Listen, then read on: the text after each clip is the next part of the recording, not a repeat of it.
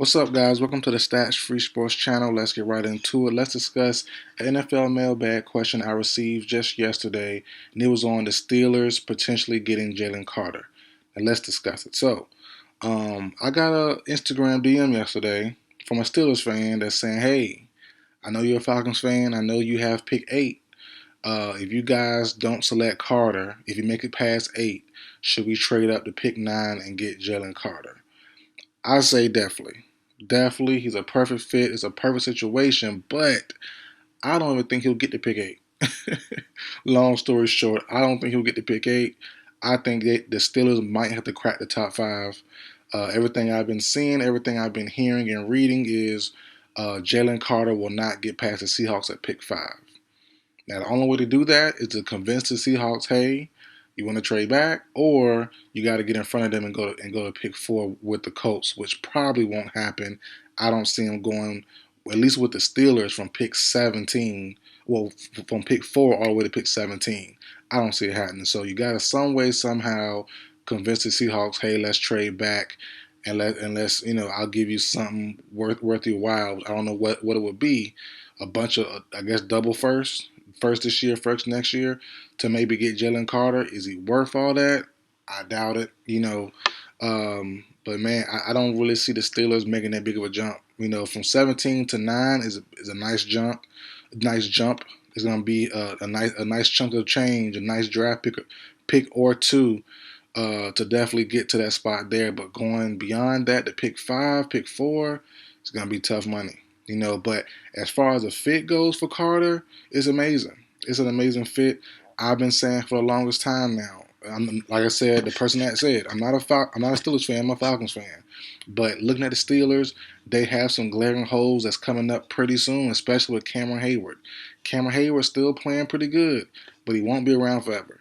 You're gonna have to find someone or a couple guys to fill that role, and Jalen Carter will be the perfect person to take over for Cam Hayward in a couple years. But they also right now they can play together. It'll be a perfect spot.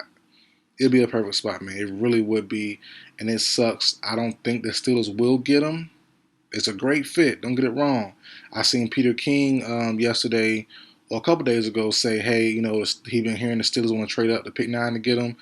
Pick 9 is not going to work. I don't think. And even if it do, I don't even think he getting past us, the Falcons or the Lions at pick 7. I just don't see it happening. He has to get past the Raiders, which probably will be the case. Everything I've seen say the Raiders might not want him. McDaniels took him off his list. Don't know if it's true or not, but if it is true, he's got to get it past 7 at Raiders, and then 8 at the Falcons, and then also the Eagles have all that draft capital. Excuse me, they have all that draft capital to trade up and go up and maybe swap with my Falcons or swap with the Lions. So it definitely is. It's a tough move. But they do have a couple other guys I would like for the Steelers to end up getting if they can't get Jalen Carter. I like Peter Skronsky. I like Paris Johnson from the Ohio State Buckeyes. I like the 2 corners, Christian Gonzalez, or what's the young man from Illinois' name? Forgot his name that fast. I just took my notes on him and forgot it that fast. But the other corner that's in talks to be in the top 10 corner also from Illinois. But the thing is, I don't know if Carter will slide or not, man. I really don't. Prior to all that stuff happening off the field, Carter was a top 3, probably top 4 lock. And still, even with everything going on, he's probably a top 5 lock, most likely. But I've said on many videos, well, on a couple of videos, not many, but on a couple of videos I've done on Jalen Carter, I've mentioned every time I don't like what his team is doing. First and foremost, I didn't like what they did with him during the combine. He came out super out of shape. He came out with too much stuff on his mind and not ready to perform in front of all those people. If y'all knew that, why even put him out there? He looked terrible. He had a terrible day. It could have ruined it. The way I've seen everything I've seen or read or heard is not going to do any damage to him. But also I didn't like the other day, maybe a week and a half ago, 2 weeks ago, super agent, his agent, Drew Rosenhaus, came out and said, "Hey, we're only meeting with top 10 guys only. No out of top 10 teams we will meet with. Because there's no point he's going to go in the top 10 guaranteed. We're not worried about no one else outside the top 10." I didn't like it. So two major things, in my opinion, that could cost them. But as I said, everything I've seen or read says top five, probably top seven. But Steelers want to go to the top nine, go to pick nine. You might got to go up higher, man.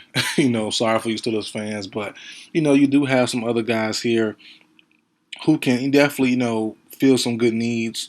As I said, Paris Johnson, the corners, Peter Skronsky, the line been an issue for a while for the Steelers, trying to fortify, trying to get it top notch, like it used to be, trying to get some younger corners in there, which is a big need also. I've been saying for a while also they lost their top guy, Cam Sutton, last year. He's going to the Lions now, so they need some other holes as well, but trading up sounds good, but I don't think Carter will be there. Now, do they have the eyes on another prospect outside of that?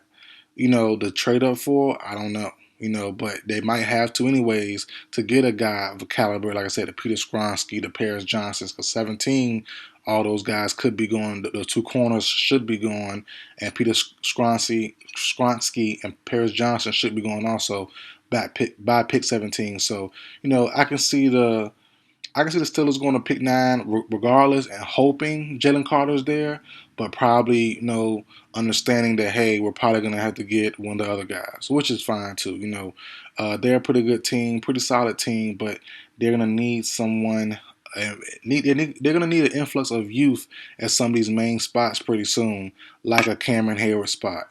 Like a opposite of T.J. Watt spot. Because Alex Highsmith was a free agent also. Will he stay there? Will be willing to pay him long term? So it's a little tricky. Where the Steelers are at, honestly. But I've been saying for a while now they have to get better at that Cam Hayward spot, at the backup spot, at the nose tackle spot beside Hayward. They're gonna need to get better there some way somehow. But adding Jalen Carter would have been amazing, and it could be. It still could happen. You never know.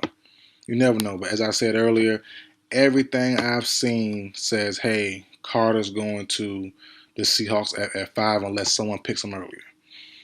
So it's tough luck. It's tough luck, man. Sorry to the Steelers fans and the ones that hit me up in the DM about it, but it's tough. It's tough, man. But on a little bit on Jalen Carter, a little bit about him. His height, weight, all that stuff. 6'3", 314. Good hand size on him, Pro Bowl talent. NFL comparison to me, honestly, is more like a Jeffrey Simmons. And if you remember, Jeffrey Simmons was a big time prospect coming out of college. Also, just the injury. Was it pre-draft or final bowl game or something like that? An injury happened and kind of made him fall a little bit. But Jeffrey Simmons was due to be a big prospect anyway, and it ended up turning out to be that a couple years after, getting healthy after his rookie year and getting used to the NFL game. Now he's top notch now, one of the best defensive tackles in the league right now, beside or in front of, depending on how you rank it, Aaron Donald and Chris Jones. So I see him as a Jeffrey Simmons type of guy.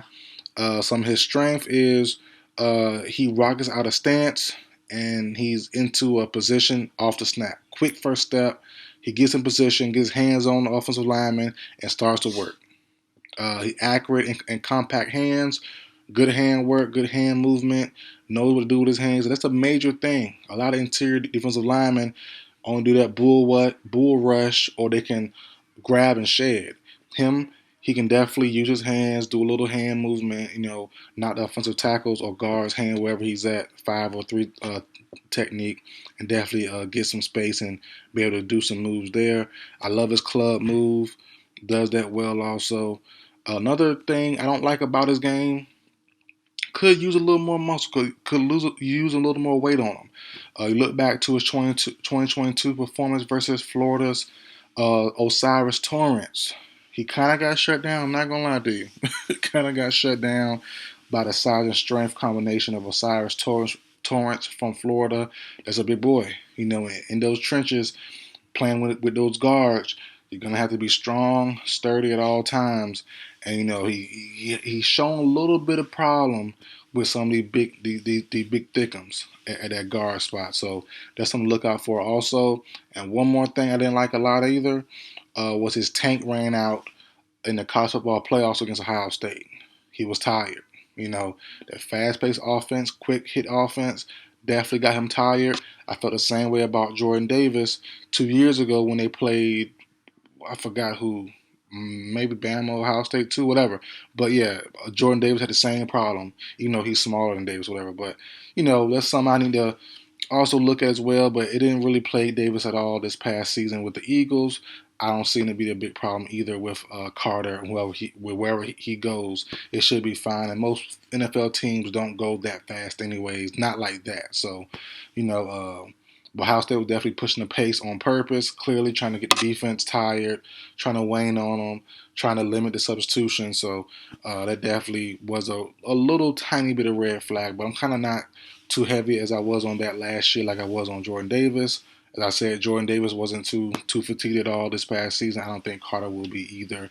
He should be just fine. As long as he's there mentally and physically in shape, he should be fine. So, Steelers to get Jalen Carter sounds good. The fit's perfect.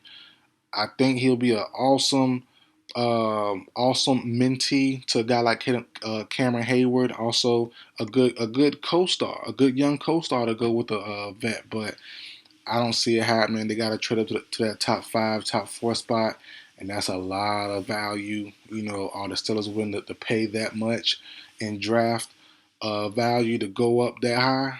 I don't know. Because going from 17 to 9 is definitely, that's some nice change too. But going up from 17 to 5, whoa, 17 to 4, wowzers. That's a lot. That's a lot, man. So we'll see where it goes. I like the fit, but I don't think it will actually happen. So that's it for the video, guys. Like, share, comment, subscribe. I'll see you guys next time.